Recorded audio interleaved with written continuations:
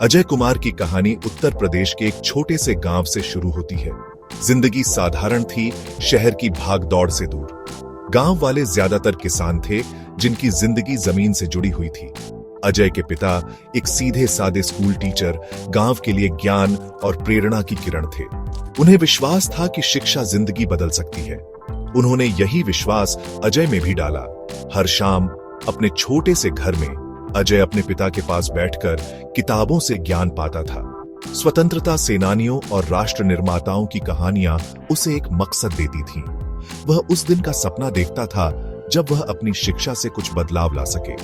अजय के पिता अक्सर कहते थे, education is the most powerful weapon you can use to change the world. ये शब्द अजय के दिल में घर कर गए, उसकी आकांक्षाओं को आकार दिया और उसे एक उज्जवल भविष्य के रास्ते पर चलने के लिए प्रेरित किया।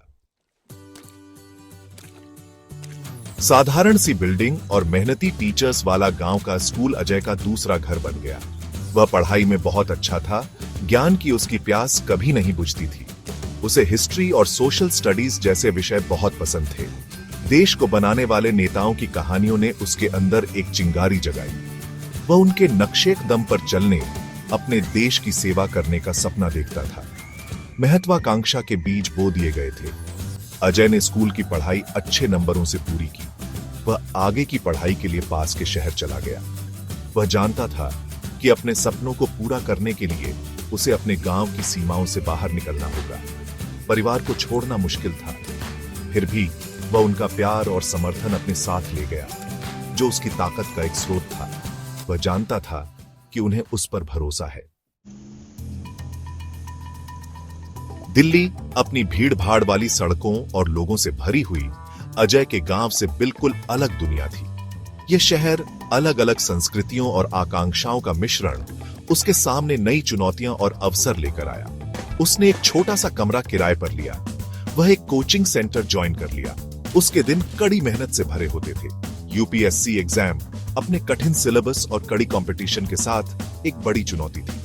अजय किताबों में डूबा रहता, कोचिंग क्लासेस जाता और देर रात तक पढ़ाई करता। उसे अपने परिवार की बहुत याद आती थी।